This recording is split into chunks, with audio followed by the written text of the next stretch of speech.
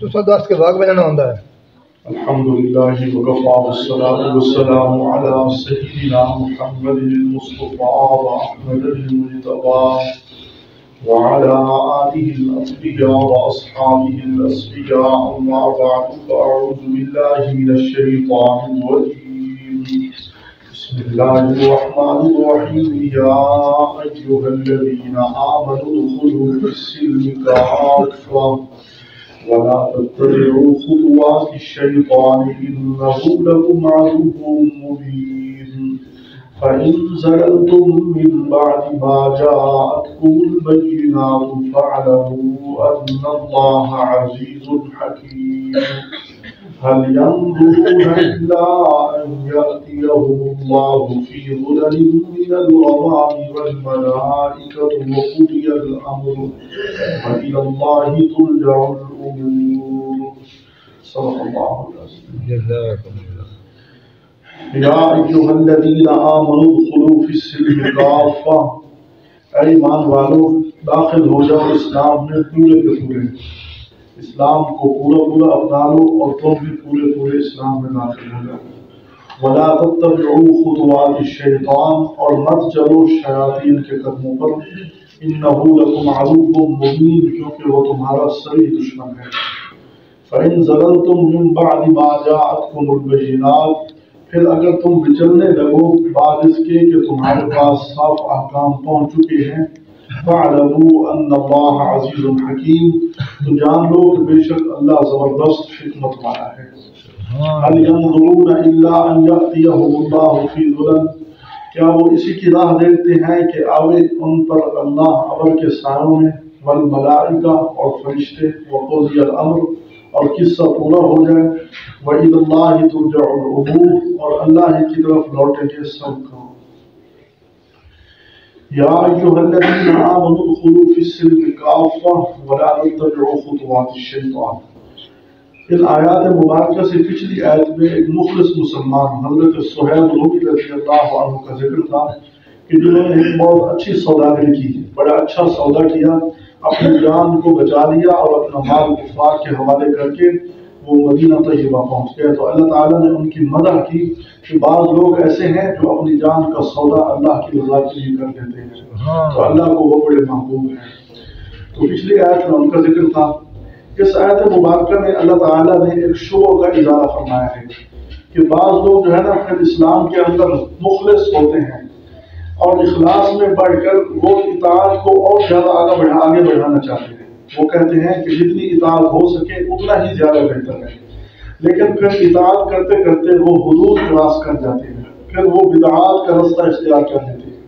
اطاعت میں وہ ہوتے تو مخلص ہیں، ان کا یہی نظریہ ہوتا ہے کہ ہم اور زیادہ اللہ کی فرما برداری کریں، لیکن شریعت کی ہر چیز میں ایک حد ہے. وہ حدود کو کراس کرنے لگ جاتے ہیں جن کو بدعات کہتے ہیں. تو اللہ تعالیٰ نے اس سے منع فرمایا. وہ اس طرح کے حضرت عبداللہ بن سلام رضی اللہ عنہ یہ یہود کے علماء میں سے تھے، مسلمان ہو گئے، آپ صلی اللہ علیہ وسلم کے شاگرد بن گئے، صحابی بن گئے، 2 اجر انہوں نے حاصل کیا.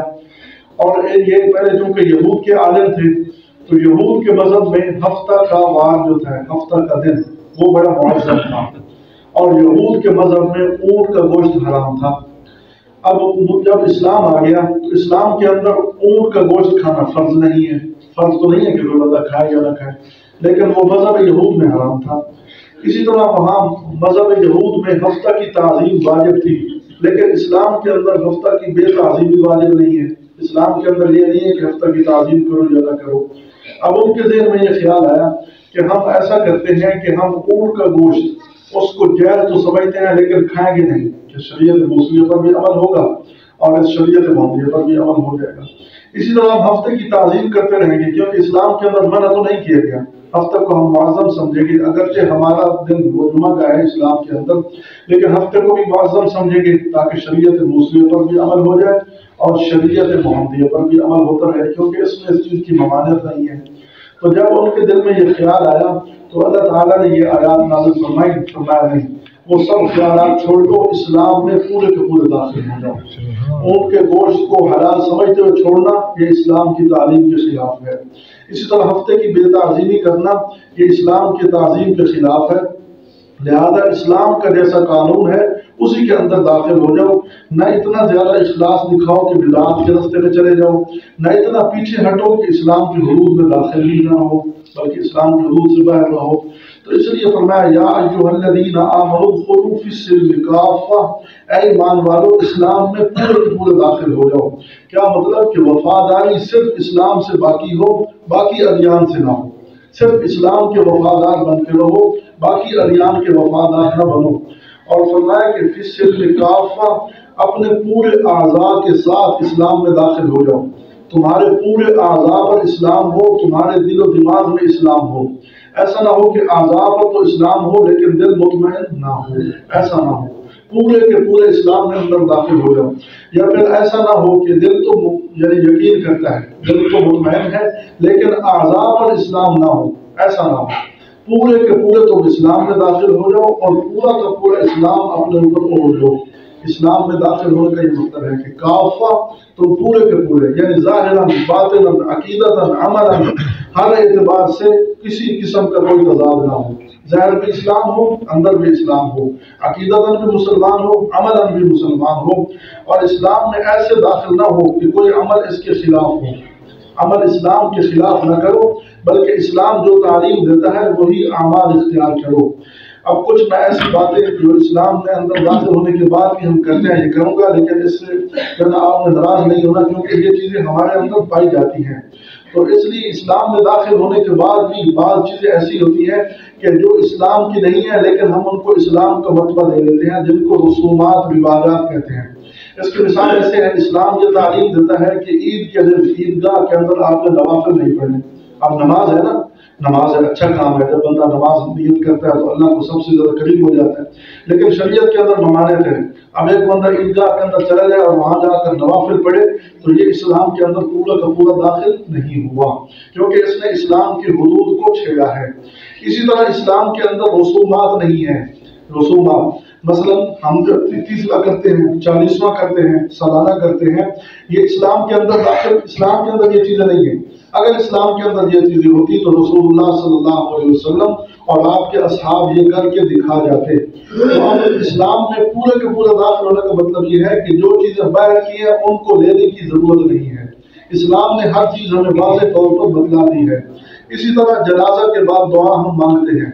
جنازہ کے بعد دعا رسول اللہ صلی اللہ علیہ وسلم اور آپ کے اصحاب سے ثابت نہیں ہے تو دعا کرتے ہیں نا، ظاہری طور پر ہم کہتے ہیں کہ دعا مانگنے ہیں، اتنے بندے اکٹھے ہو کر دعا کرتے ہیں، لیکن یہ اسلام کی تعلیمات کے خلاف ہے۔ اسلام میں پورے کے پورے داخل ہو جاؤ۔ اسی طرح اذان سے پہلے درود شریف کو لازمی سمجھنا۔ بعض لوگ اذان سے پہلے درود شریف لازمی سمجھتے ہیں، تو آپ صلی اللہ علیہ وسلم کے زمانے میں، صحابہ اکرام کے زمانے میں یہ نہیں تھا، تو یہ اسلام کے سراسر خلاف ہے۔ اسلام میں پورے کے پورے داخل ہونے کا مطلب یہ ہے کہ جیسے اسلام کی ابتدا ہے ویسے ہی اس کی انتہا ہو۔ اسی طرح بعض لوگ جو ہے نا نوافل کی جماعت کو جو ہے نا ضروری سمجھتے ہیں، خاص طور پر عورتیں وہ جو ہے اکٹھی ہو جاتی ہیں اور رمضان شریف میں تماشا لگایا ہوتا ہے انہوں نے کہ رمضان شریف میں وہ یہ صلاۃ التسبیح کی جماعت کر رہی ہوتی ہیں۔ مردوں کو نوافل کی جماعت کی اجازت نہیں ہے کہ مرد نوافل کی جماعت کریں۔ ہاں 2-3 چیزیں ہیں، صلاۃ کسوف ہو گئی یعنی چاند گرہن سورج گرہن کے وقت نماز پڑھی آپ صلی اللہ علیہ وسلم نے جماعت کے ساتھ، جو چیزیں آپ صلی اللہ علیہ وسلم سے ثابت ہیں وہ تو ہیں، جو ثابت نہیں ہے ان کی اجازت نہیں ہے۔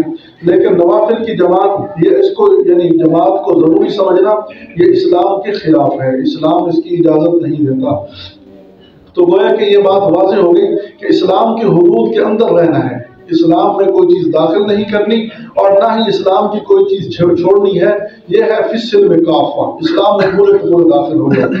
اور اسلام ایک انقلابی مذہب ہے۔ جب انقلابی مذہب آیا فتح مکہ کے دن آپ صلی اللہ علیہ وسلم نے اسلام کے ایک انقلابی اعلانات کچھ فرمایا کہ زمانہ جاہلیت کی تمام رسمیں میں اپنے پاؤں کے نیچے رونگتا ہوں، واضح اعلان فرمایا، بڑی جو ہے نا سخت انداز میں اعلان فرمایا، زمانہ جاہلیت کی تمام رسموں کو میں اپنے پاؤں کے نیچے رونگتا ہوں، آج کے بعد میں زمانہ جاہلیت کی کوئی رسم نہ دیکھوں۔ اور فرمایا کہ آج کے بعد کوئی مشرک ننگا طواف کرتا نظر نہ آئے، صاف اعلان فرما دیا۔ یہ اس کی اسلام کے اندر اجازت نہیں ہے۔ آج کے بعد تمام سودی کاروبار بند کرتا ہوں، لہذا کسی کو سود لینے کی اجازت نہیں۔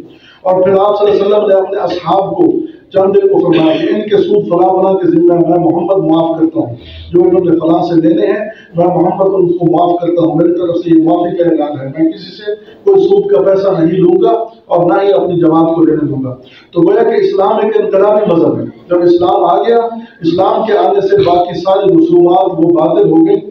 تو یہ مطلب ہے اسلام میں پورے کے پورے داخل ہونے کا کہ اسلام ایک ایسا مذہب ہے، ایسا دین ہے جس کے اندر کوئی کمی نہیں ہے۔ اللہ نے ہر چیز کو واضح کر دیا، عقائد کو، معاملات کو، معاشرت کو، اسی طرح گھریلو معاملات، بیرونی معاملات، محلے کے معاملات، اسی طرح فرمایا کہ ملکی سطح کے معاملات، تجارت، معیشت، یہ سب اسلام نے کھل کر بیان کر دی ہے۔ جب اسلام ایک انقلابی مذہب ہے، اسلام کے اندر سب کچھ موجود ہے، کسی بات سے لینے کی کوئی چیز لینے کی ضرورت نہیں ہے، تو اللہ تعالیٰ نے اعلان فرما دیا کہ اب باہر جانے کی ضرورت نہیں، پورا کا پورا اسلام اپنے اوپر نافذ کرو۔ وَلَا تَتَّبِعُوا خُطُوَاتِ الشَّيْطَانِ، شیطان تمہیں یہ چالیں چلائے گا کہ یہ کام کتنا اچھا ہے، اتنے بندے اکٹھے ہو جاتے ہیں، دعا کر دیتے ہیں، اور پھر جو دعا مدنے میں حج کیا ہے، اسی طرح فرمایا نوافل اگر جماعت کر لی جائے تو کیا حرج ہے۔ مقصد ہے کہ جو چیزیں اسلام کے اندر نہیں ہیں، شیطان وہ تمہیں میٹھی بنا کر پیش کرے گا۔ فرمایا اس کے قدموں پر نہ چلو، إِنَّهُ لَكُمْ عَدُوٌّ مُّبِينٌ، کیونکہ وہ تمہارا صریح دشمن ہے۔ اللہ تعالیٰ نے سرٹیفکیٹ جاری کر دیا، وہ تمہارا صریح دشمن ہے، لہذا اس کی پیروی نہیں کرنی۔